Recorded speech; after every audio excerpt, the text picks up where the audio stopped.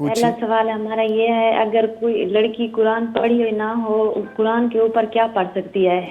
ठीक है। दूसरा सवाल ये है, अगर कोई बेवा हो उस पर ज़कात जायज़ है? अगर उसके बच्चे भी हों, जवान बेटे हों, उसको कुछ ना देते हों? अल्लाह अकबर। जी। अगर जितने, और तीसरा सवाल ये है, अगर ज़कात कितने पैसे हों मौजूद आपको ज़कात वाजिब है? ठीक है। और चौथा सवाल ये है, अगर वितर जो तहज्जुद में पढ़ते हैं उसके बाद नफिल होते हैं, नफिल किस टाइम पढ़े जाएं?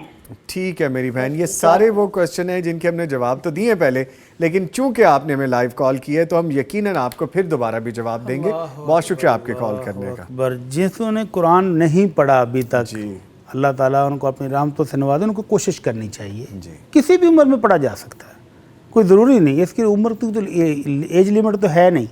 निज़ाम साहब, मुझे एक बुज़ुर्ग याद आ जाते, बिल्कुल बूढ़े। तो हमारे मदरसे में मेरा एक स्टूडेंट उस्ताद भी था, वो पढ़ाता था, तो उनकी क्लास में मैंने देखा कि सफ़ेद दाढ़ी, सर के बाल सफ़ेद, एक बूढ़े बुज़ुर्ग खड़े होकर ऐसे करके उनसे ना वो छुट्टी ले रहे हैं। तो मैंने पूछा हैरानगी, कहते ये बुज़ुर्ग कौन है? कहते हैं ये भी कुरान पढ़ने के लिए आ रहे हैं, अल्लाह, और ये अभी मुझसे वुज़ू करने की इजाज़त मांग रहे थे कि मैंने वाशरूम जाना। अल्लाह। मैंने कहा कितना पढ़ा है? तो हंस के कहते हैं जी 1 साल हो चला है इनको, लेकिन अभी तक ये नूरानी कह दे कि पहले सफ़े पर अलीफ बा ता सा पर है, इससे आगे नहीं जाते। दिमाग कमज़ोर हो गया, बूढ़े हैं, लेकिन शौक़ देख लें कि 1 साल से रेगुलर आ रहे हैं और सारा दिन नूरानी कह देगा पहला सफ़ा ही पढ़ते रहते हैं, दूसरे तक नहीं जा पा रहे, लेकिन शौक़ तो है ना। तो अल्लाह ताला इसको अजर देगा, ढेरों अजर देगा। तो जो कुरान नहीं पढ़ सके उनको पढ़ने की कोशिश किसी भी उम्र में हो करनी चाहिए। पहली बात तो ये। दूसरी कि अगर नहीं पढ़ सके तो हमारे यहाँ एक जो रिवाज है वो कतन दुरुस्त नहीं है। वो क्या है?